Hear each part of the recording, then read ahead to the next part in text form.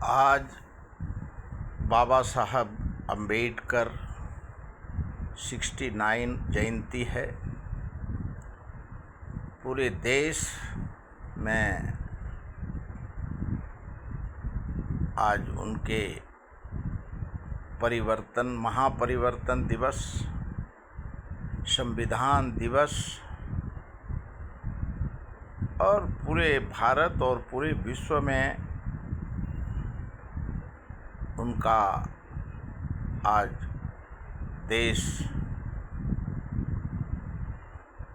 कश्मीर से कन्याकुमारी तक उनको श्रद्धांजलि, और चाहे लोकसभा हो, विधानसभा हो, राज्यसभा हो, सब जगह और पूरा देश और विश्व बाबा साहब को आज उनके परिवर्तन 69 जयंती पे उनको नमन प्रणाम करता है। क्यों शोषित पीड़ित वर्ग के लिए उन्होंने जो संविधान का रचना किया है, कितने भी कोई भी परिस्थिति हो और 140 करोड़ जनमानस को जो आज न्याय मिलता है और आगे भी मिलेगा, ये उस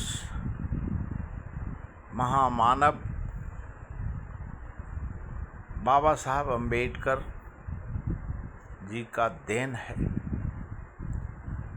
कि हर जाति, हर भाषा, हर समाज, शोषित पीड़ित, कामगार, किसान, महिला, बूढ़े, बच्चे और संविधान में सभी की रक्षा सुरक्षा उन्होंने जो आज आज़ादी के बाद लिखा है संविधान, वो पूरा भारत उनको क्षण क्षण में उनकी याद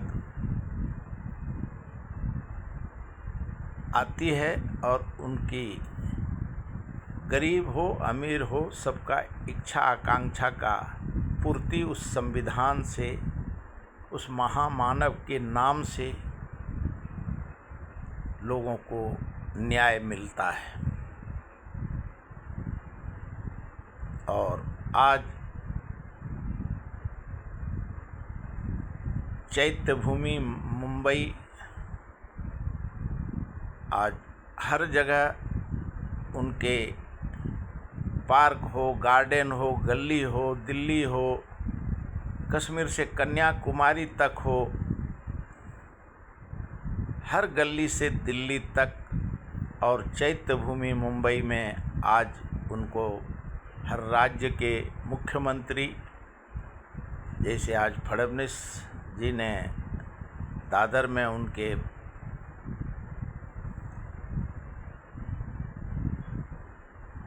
चैत्यभूमि पर उनको श्रद्धांजलि अर्पित किया, और इंदू मिल में उनका भव्य मूर्ति बनाने का उन्होंने आश्वासन दिया, और बनेगा भी। क्यों हर जगह, हर दिल के 90 से 95% उनके भारत में उनको मानने वाले लोग हैं। चाहे वो कोई भी विशेष जाति, ब्राह्मण हो, राजपूत हो, भूमियार हो, सब जाति जो हैं, दलित हो, मुस्लिम हो, सिख हो, ईसाई हो, सभी को जो न्याय मिलता है उसी बाबा महामानव के कॉन्स्टिट्यूशन ऑफ इंडिया कोई बोलते हैं, कोई संविधान बोलते हैं, और उसी के तहत भारत में सबको न्याय मिलता है। और उनके वजह से जब जो कहा जाता है कि बाबा साहब अम्बेडकर के पास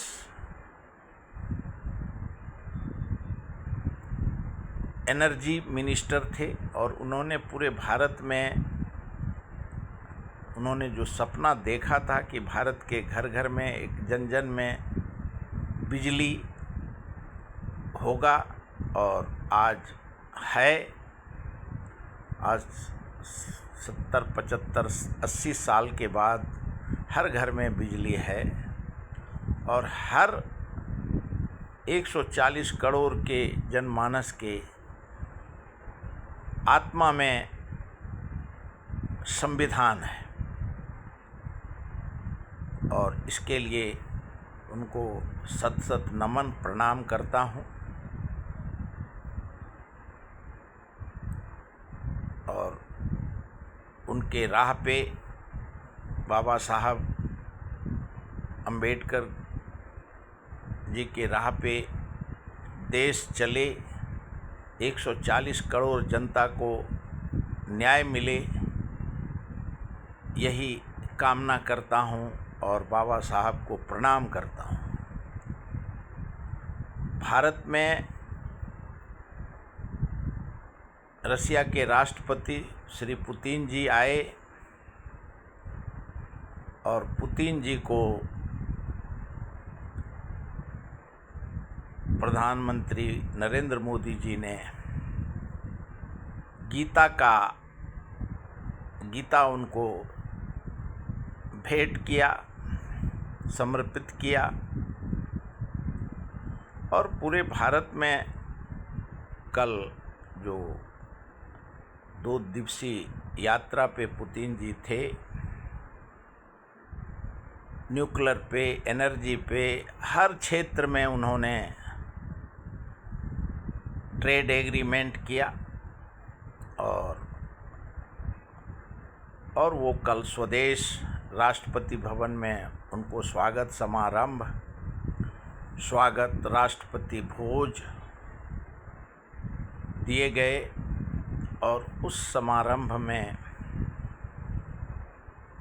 सभी गणमान्य व्यक्ति मौजूद थे। और जो मीडिया में चर्चा है कि भारत के विरोधी पक्ष नेता को आमंत्रित नहीं किया गया था, लेकिन कांग्रेस से के मेंबर ऑफ पार्लियामेंट क्यों आधिकारिक तौर पे बागी अभी तक शशि थरूर जी नहीं हुए हैं, और वो उस राष्ट्रपति भोज में, स्वागत समारंभ में शशि थरूर जी ने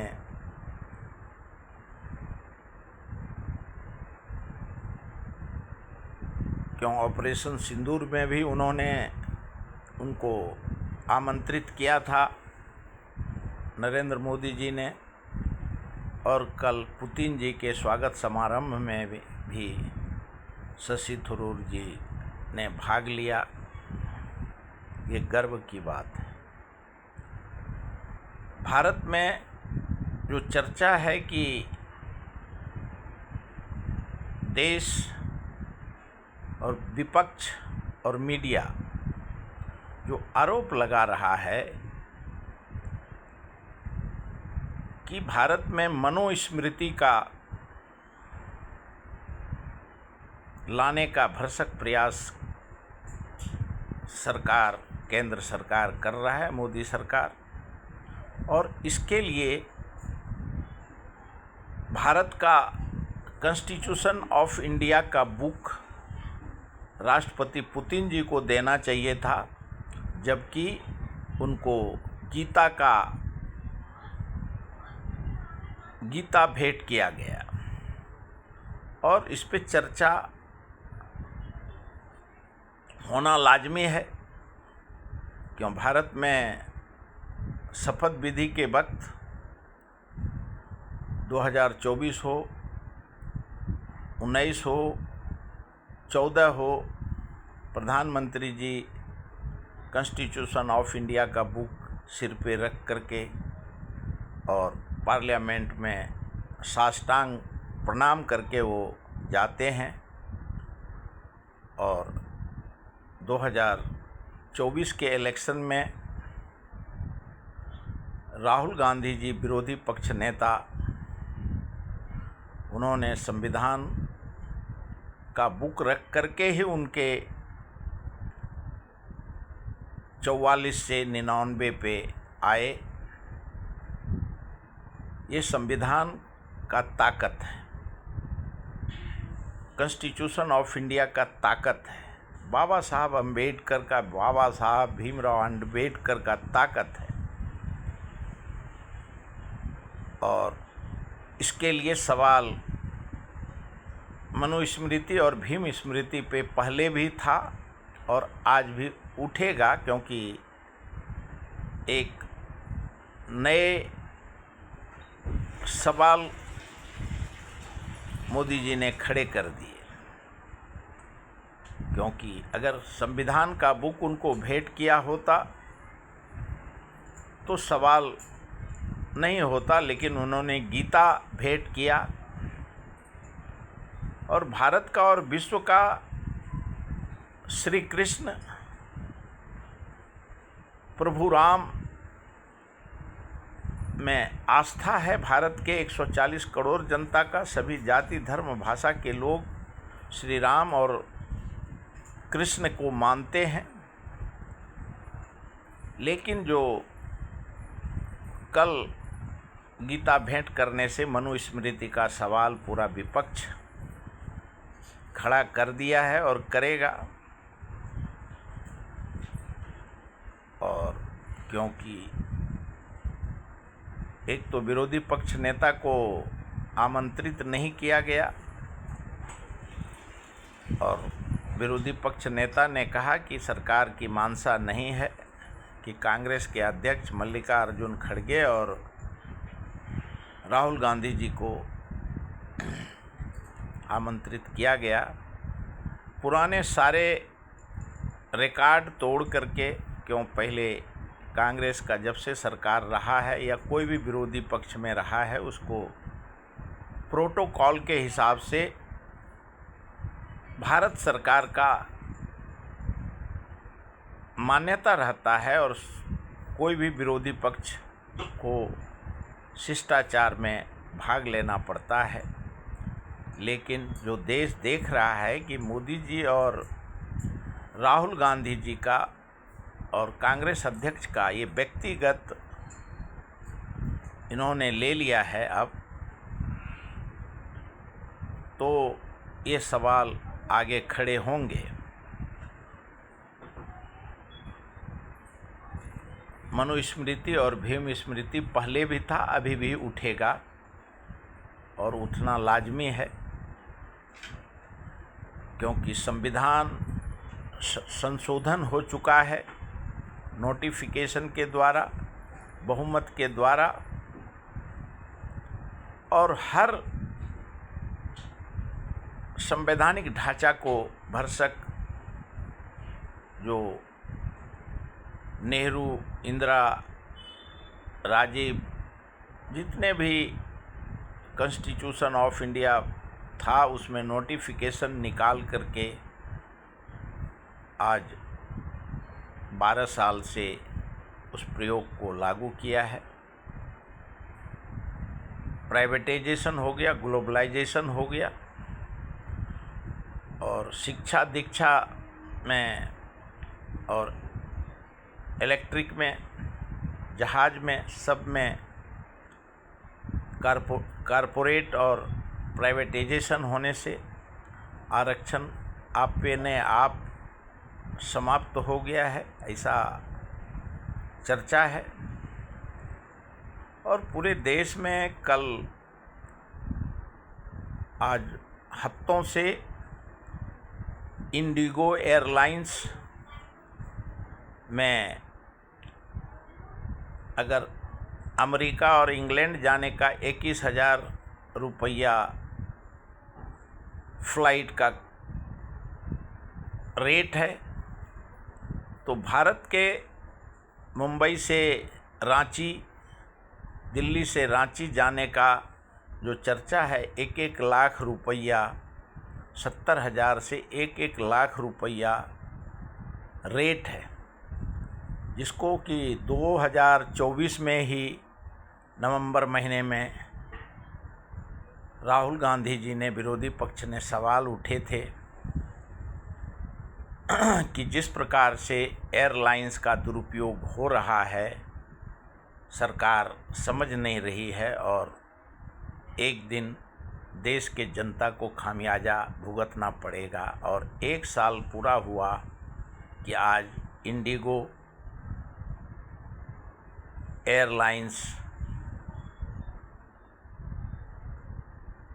श्री राम के भरोसे पे चल रहा है। हर त्रस्त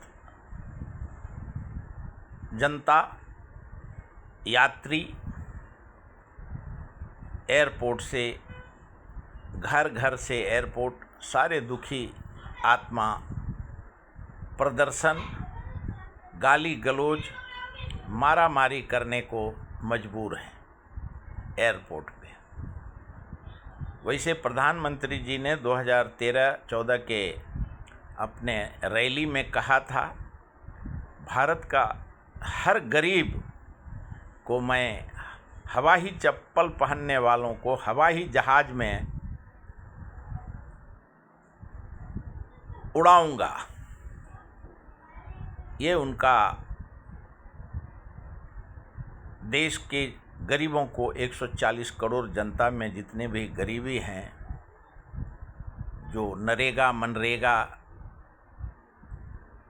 लेते हैं और 5 किलो फ्री राशन केंद्र सरकार देती है, उसको भी हवाई जहाज में, हवाई चप्पल वाले को हवाई जहाज में घुमाएंगे। लेकिन दुर्भाग्य है कि आज वो इंडिगो एयरलाइन बंद के कगार पे है और वो श्री राम के भरोसे पे है। लेकिन अब मोदी जी पुतिन जी के यात्रा से फ्री हुए हैं और लगता है कि वो जो हमारे देश के सबसे बड़े पूंजीपति वर्ग हैं, क्यों उनके पास सारे एयरपोर्ट हैं, तो इंडिगो एयरलाइन भी शायद अडानी जी को वो जल्द से जल्द टेक ओवर करे और भारत के जो हवाई जहाज़ के यात्री हैं उनको जल्द से जल्द रिलीफ मिले और मोदी जी भरसक प्रयास करें जल्द से जल्द कि इंडिगो एयरलाइंस, हवाई चप्पल वाले तो अब नहीं जा पाएंगे क्योंकि 14 साल में तो अब वो रोडपति बन गए हैं। तो लेकिन जो पूरा कर सकते हैं, जो 1-1 लाख रुपये का 2000 का टिकट, 1500 का टिकट 1-1 लाख में बिक रहा है, तो कम से कम उन अमीर यात्री को सुविधा मिले। और क्योंकि उनके ही उस पैसे से भारत में जो जीडीपी बढ़ता है वो कॉरपोरेट जगत का बहुत बड़ा योगदान है। वैसे सबसे ज़्यादा गरीब का जीएसटी के तहत, अमीर तो सरकार से सब्सिडी लेता है लेकिन गरीब का जीएसटी के और जनधन योजना का पैसा सारे पूंजीपति वर्ग और अमीर, क्योंकि एक गरीब को लोन मिलना तो दूर, इतने कागज पत्र मांग करते हैं कि किसी को कुछ मिलता नहीं। लेकिन अमीरों को चाहे एलआईसी हो, जनधन योजना हो और प्रोविडेंट फंड का पैसा हो और जो जो भारत सरकार, राज्य सरकार के पास है, सब उन अमीरों को जो जीडीपी आ रहा है, चौथा विश्व में, हम अर्थव्यवस्था में भारत चौथे स्थान पे मीडिया में और आज भी मुख्यमंत्री महाराष्ट्र के फडणवीस जी ने कहा कि चौथे से हम तीसरे पे आने का भारत और मोदी जी के नेतृत्व में कोशिश किया जा रहा है और देखना है जल्द से जल्द, क्यों पीएफ में प्रोविडेंट फंड जो जमा होगा, भारत के 50 करोड़ कंट्रैक्ट हो, कारपोरेट में हो उनका,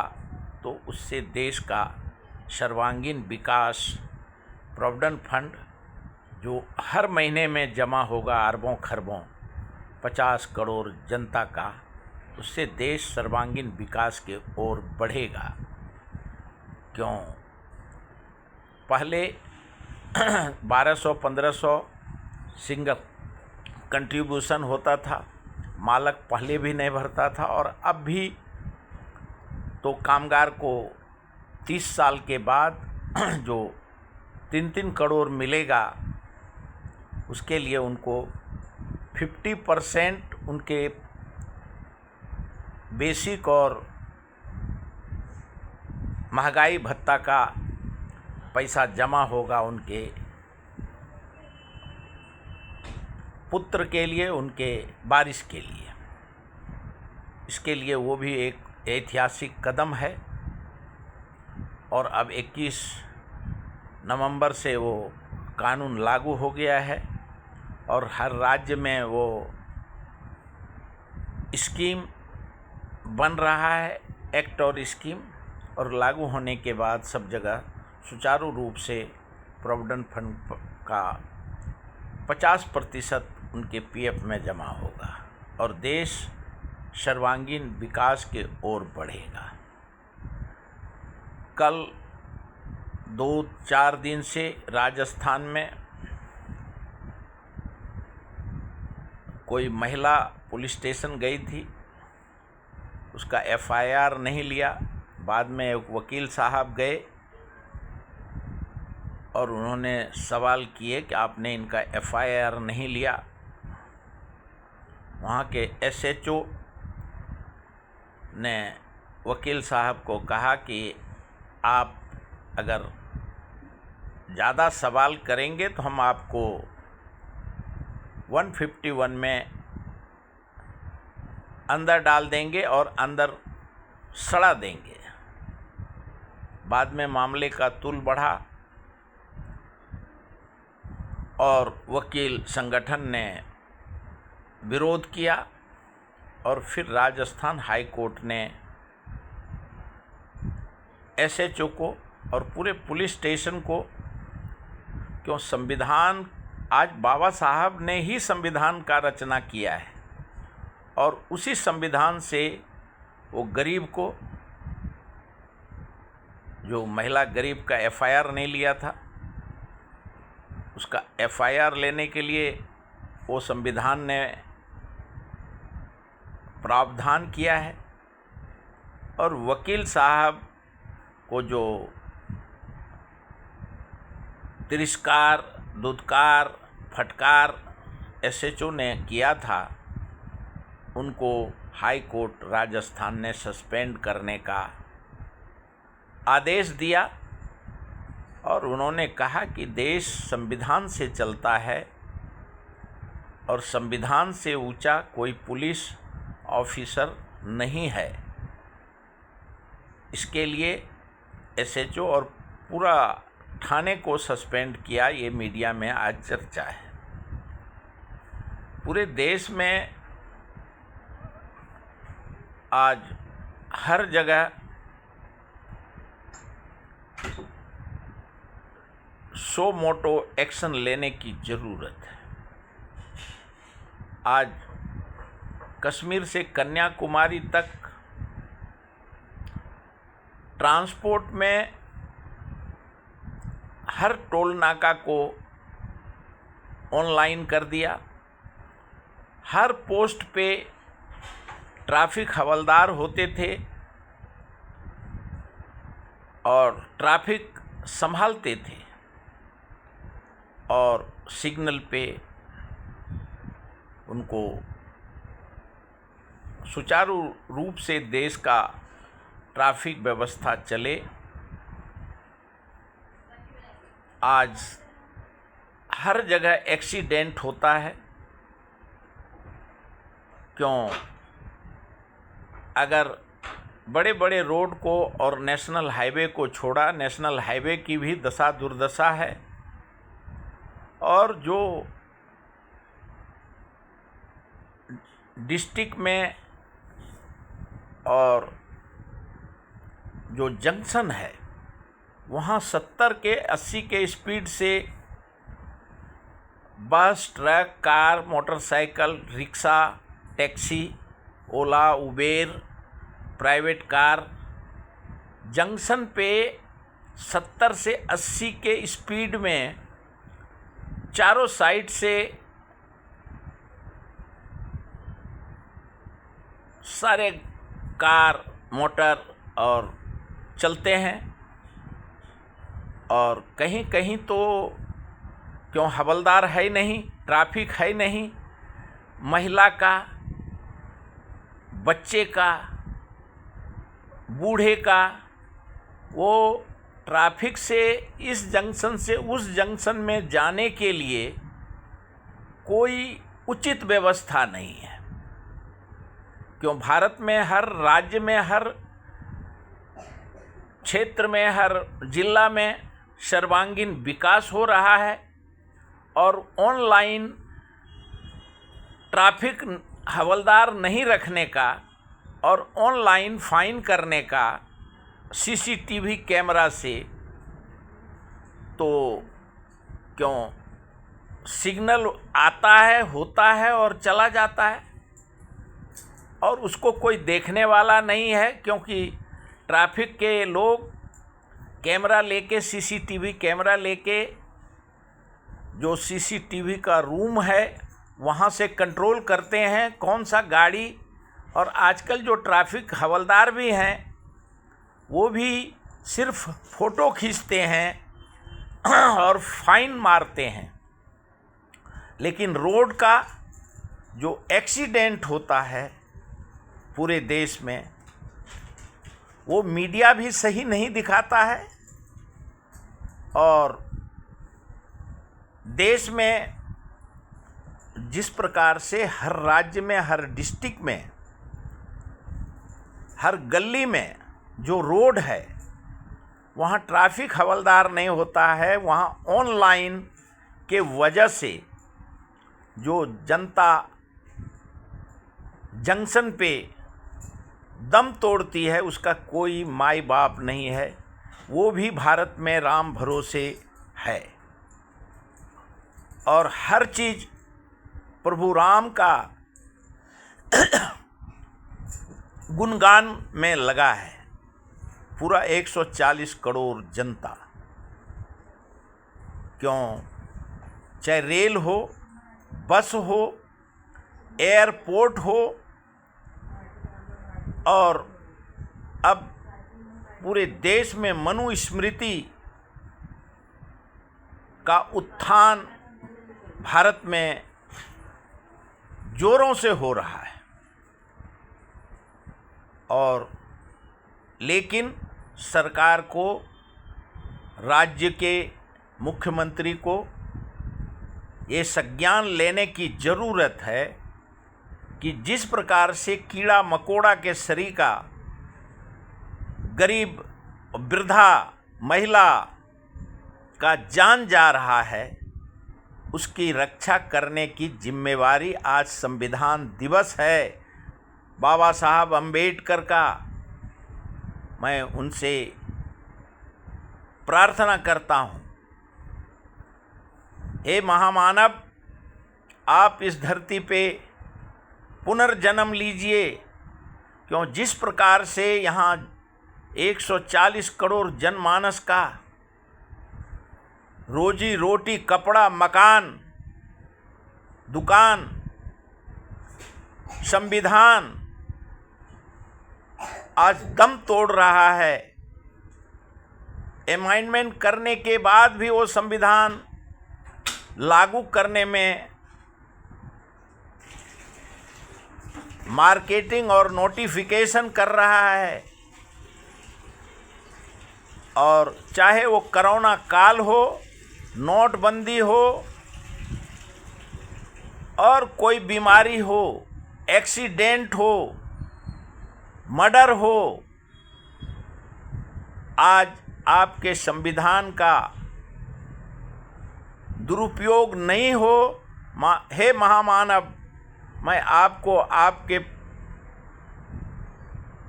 महापरिवर्तन 69 जयंती पे मैं आपको सत सत नमन प्रणाम करता हूं। और भारत सरकार और हर राज्य सरकार को आप सद्बुद्धि दीजिए कि संविधान में रह करके 140 करोड़ जनता को न्याय मिले।